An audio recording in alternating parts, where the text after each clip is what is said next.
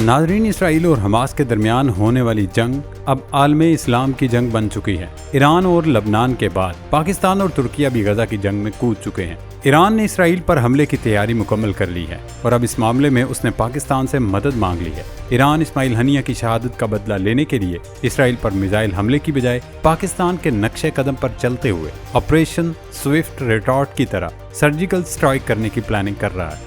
ایران نے پاکستان کی طرز پر اسرائیل میں گھس کر حملے کی منصوبہ بندی کر لی ہے۔ ایران کا اعلیٰ سطح کا وفد پاکستان پہنچ رہا ہے۔ ذرائع کا دعویٰ ہے کہ ایران کی جانب سے پاکستان سے JF-17 تھنڈر طیارے مانگے گئے ہیں۔ یوکرین کے بعد اب ایران بھی JF-17 تھنڈر طیارے مانگ رہا ہے۔ اچانک پوری دنیا پاک چین دوستی کی شاخص JF-17 تھنڈر طیاروں میں اتنی دلچسپی کیوں لے رہی ہے؟ ایران کیا پلاننگ کر رہا ہے؟ اسماعیل ہنیہ کی شہادت کے جواب میں کیا واقعی اسرائیلی پارلیمنٹ اور موساد کے ہیڈ کوارٹرز پر فضائی حملہ کیا جائے گا؟ ان تمام سوالات پر آگے چل کر تفصیلی ڈسکشن کریں گے۔ اس سے پہلے آپ کو بتائیں کہ اسرائیل میں گزشتہ روز مکمل شٹ ڈاؤن رہا۔ مزید یرغمالیوں کی لاشیں تل ابیب پہنچنے پر کوہرام مچ گیا اور اب نتن یاہو پر غزہ میں جنگ بندی معاہدے کے لیے دباؤ بڑھتا جا رہا ہے۔ اسرائیلی عوام اور اپوزیشن ہر صورت چاہتے ہیں کہ غزہ میں جنگ بند ہو اور حماس کے ہاتھوں یرغمال بنائے گئے اسرائیلیوں کی محفوظ واپسی کی راہ ہموار ہو۔ اسرائیل میں فیڈریشن آف ٹریڈ یونینز کی طرف سے شروع کی گئی ہڑتال کے بعد ملک بھر میں نظام زندگی مفلوج ہو گیا۔ تل ابیب کے بن گوریان ہوائی اڈے پر پروازوں کا نظام دھرم برم ہو گیا، جہازوں کی آمد و رفت روک دی گئی، تمام سکول، یونیورسٹیاں، پبلک ٹرانسپورٹ اور دفاتر بند رہے، کاروباری مراکز اور مارکیٹوں پر تالے پڑے رہے۔ مزدور یونین نے آج بھی ہڑتال کی کال دے دی ہے۔ اس ہڑتال اور تل ابیب میں ہزاروں افراد کے نکلنے کا صرف اور صرف ایک مقصد ہے کہ کسی طرح اسرائیلی وزیر اعظم پر دباؤ ڈالا جائے کہ وہ حماس سے معاہدہ کرے اور اس کی قید میں موجود یرغمالیوں کی بحفاظت اسرائیل واپسی کو یقینی بنائیں۔ گزشتہ رات اور دن بھر اسرائیلی دارالحکومت تل ابیب اور حیفا سمیت متعدد شہروں میں یرغمالیوں کی واپسی کے لیے لاکھوں افراد سڑکوں پر آ گئے، جنہیں منتشر کرنے کے لیے پولیس کی جانب سے تشدد کا استعمال کیا گیا۔ اسرائیلی میڈیا کا کہنا ہے تقریباً 5 لاکھ لوگ ان مظاہروں میں شریک تھے۔ مشتعل افراد نے سڑکیں بند کر کے وزیر اعظم ہاؤس اور اسرائیلی فوج کے ہیڈ کوارٹرز کے باہر نعرے بازی کی۔ یہ سارا معاملہ اس وقت شروع ہوا جب اسرائیلی فوج نے جنوبی غزہ کے علاقے میں ایک سرنگ سے 6 اسرائیلی یرغمالیوں کی لاشیں برآمد کیں۔ اسرائیلی فوج نے اپنے بیان میں بتایا کہ ان یرغمالیوں کو فوج کے پہنچنے سے کچھ دیر پہلے ہی ہلاک کیا گیا تھا۔ اسرائیلی فوج کی جانب سے بار بار یہ دعویٰ کیا جاتا رہا کہ اس نے غزہ میں حماس کے زیر استعمال سرنگوں کا نیٹ ورک تباہ کر دیا ہے، لیکن ابھی تک اسرائیلی فوج کسی ایک یرغمالی کا بھی سراغ نہیں لگا سکی، نہ ہی سرنگوں کے ذریعے حماس کے جنگجوؤں کی آمد و رفت روک سکی ہے۔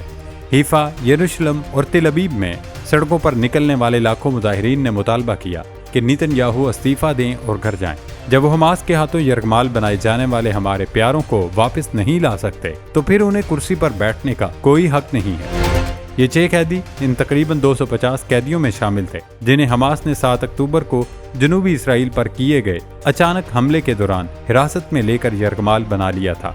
اسرائیلی یرغمالیوں کی واپسی کی تحریک چلانے والی تنظیم نے اسرائیلی وزیر اعظم کو ان اموات کا ذمہ دار قرار دیا ہے۔ تنظیم کا کہنا ہے کہ جنگ بندی معاہدے میں تاخیر اور نتن یاہو کی ضد یرغمالیوں کی موت کا سبب بن رہی ہے۔ دوستو، ایرانی وفد کے دورہ پاکستان، اسرائیل پر سرجیکل سٹرائک اور JF-17 تھنڈر طیاروں سے متعلق تفصیلات سے پہلے آپ کو ایک اور ڈیولپمنٹ سے آگاہ کرتے چلے کہ ایران نے ایک ایسا ماسٹر سٹروک کھیلا ہے جس نے اسرائیل میں کھلبلی مچا دی۔ نتن یاہو اور ان کے حواریوں کی نیندیں حرام ہو گئی ہیں۔ دراصل ایران نے نیا ڈرون متعارف کرا دیا اور یہ ڈرون اتنا جدید اور تیز ہے کہ خود اسرائیلی اخبار اس ڈرون کو گیم چینجر قرار دے رہے ہیں۔ اسرائیلی میڈیا چیخ رہا ہے کہ اب ایران کسی بھی وقت اسرائیل کی اینٹ سے اینٹ بجا سکتا ہے۔ ایرانی فوج یعنی کہ پاسداران انقلاب زور و شور کے ساتھ گزشتہ کچھ دنوں سے مشقوں میں مصروف ہے۔ انہیں مشقوں کے دوران ایرانی فوج نے ٹیکنالوجی کا شاہکار ڈرون شاہد 136 اور اس ڈرون کی لانچر کی نمائش کرا دی ہے۔ ایرانی فوج کے آفیشیل ٹویٹر اکاؤنٹ پر اس ڈرون کی ویڈیو بھی شیئر کی گئی جس میں اسے کامیابی کے ساتھ ہدف کو نشانہ بناتے ہوئے دیکھا جا سکتا ہے۔ اس ویڈیو میں ڈرون کی جانب سے ہدف کو نشانہ بنانے کی ایکوریسی دیکھ کر اسرائیل بوکھلا گیا ہے۔ ایران کی جانب سے تیار کیے جانے والے اس ڈرون کی خاص بات یہ ہے کہ یہ اسرائیلی دفاعی نظام آئرن ڈوم کو بھی چکمہ دینے کی صلاحیت رکھتا ہے۔ یہ تو سب کو معلوم ہی ہے کہ آئرن ڈوم ان متعدد میزائل شکن نظاموں میں سے ایک ہے جو اسرائیل میں اربوں ڈالر لگا کر نصب کیے گئے ہیں۔ یہ نظام ریڈار کی مدد سے اسرائیل پر داغے جانے والے میزائلوں کو ٹریک کرتا ہے۔ مثال کے طور پر ایران کی جانب سے کوئی میزائل اگر اسرائیل پر داغا جاتا ہے تو آئرن ڈوم کا یہ خودکار یا آٹومیٹک سسٹم ان راکٹس کو ٹریک کرتا ہے اور انہیں روکنے کے لیے انٹرسیپٹ کرنے والے میزائل داغ دیتا ہے جو باہر سے آنے والے راکٹس یا میزائلوں کو روکتے ہیں۔ اس سسٹم کی ایک اور خاص بات یہ ہے کہ اس سسٹم سے ان راکٹس کو ٹریک کیا جاتا ہے جو زیادہ آبادی والے علاقوں کی جانب جا رہے ہوتے ہیں تاکہ نقصان کو کم سے کم کیا جا سکے۔ اب ہم ذکر کرتے ہیں کہ یہ ڈرون کیسے کام کرتا ہے اور اس کی کیا خصوصیات ہیں۔ اسرائیلی میڈیا اس ڈرون کو خودکش ڈرون کے نام سے پکار رہا ہے کیونکہ ان ڈرونز میں یہ ٹیکنالوجی استعمال کی گئی کہ یہ ٹارگٹ کے قریب پہنچ کر خود کو اڑانے کی صلاحیت بھی رکھتے ہیں جس سے نقصان ڈبل ہوتا ہے۔ اسرائیلی اخبار یروشلم پوسٹ نے اپنی رپورٹ میں لکھا کہ ایران کا نیا ڈرون اور اس کا لانچر پیڈ ماضی سے زیادہ خطرناک ہے اور یہ اگلی جنگ میں نیا خطرہ تصور کیا جائے گا۔ یہ میزائل اپنے ٹارگٹ پر شہد کی مکھیوں کی طرح حملہ کرتے ہیں اور جیسے شہد کی مکھی کے حملے کے بعد مخالف بس اپنے زخم کھجاتا رہ جاتا ہے اور بے بسی سے مکھی کو دیکھتا چلا جاتا ہے، ویسے ہی یہ ڈرون بھی شہد کی مکھی کی طرح مخالفین پر یلغار کرتے ہیں اور اس پر کاری وار کرنے کے بعد ایسے غائب ہو جاتے ہیں کہ یہ جا وہ جا۔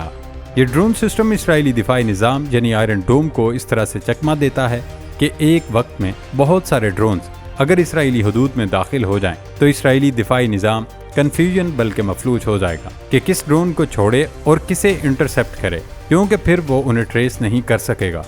اسرائیلی میڈیا نے تو اس ڈرون کو بنانے کے پیچھے اور ایران کی پشت پناہی کے پیچھے چین کا ہاتھ بھی تلاش کر لیا۔ یروشلم پوسٹ کا کہنا ہے کہ چین اب کھل کر اسرائیل کے خلاف ایران کی حمایت میں میدان میں آ گیا ہے اور یہ تمام تر ٹیکنالوجی چین کی جانب سے نہ صرف ایران کو فراہم کی جا رہی ہے بلکہ اسے اسرائیل پر حملہ کرنے کے لیے بیجنگ کی جانب سے اکسایا جا رہا ہے۔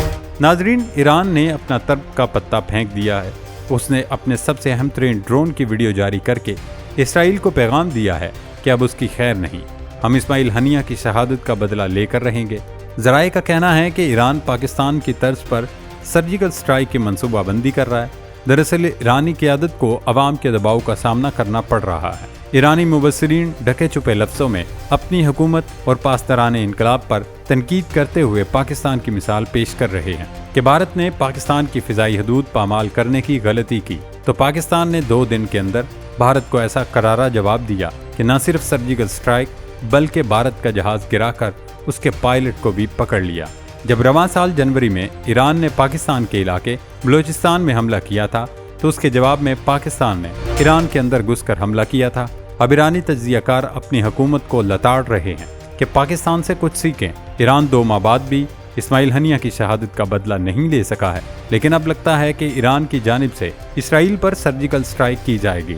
اگلے چند روز میں ایران کا اعلیٰ سطح کا وفد پاکستان کے دورے پر آ رہا ہے جس میں JF-17 تھنڈر طیاروں اور ایرانی پائلٹس کی تربیت سے متعلق گفتگو کی جائے گی۔ لگتا تو یہی ہے کہ پاکستان فی الحال اسرائیل کے خلاف سرجیکل سٹرائک کے لیے اپنے طیارے یا پائلٹس فراہم نہیں کرے گا، لیکن یہ ضرور ہے کہ چین کی جانب سے ایران کو اس حملے کے لیے JF-17 تھنڈر طیارے یا J-10C لڑاکا طیارے فراہم کر دیے جائیں گے۔ دیکھنا یہ ہوگا کہ سرجیکل سٹرائک میں ایران خود حملہ کرتا ہے یا اپنی پراکسیز جیسے حزب اللہ، فاطمیون اور حماس وغیرہ کے ساتھ مل کر اسرائیل پر حملہ آور ہوتا ہے۔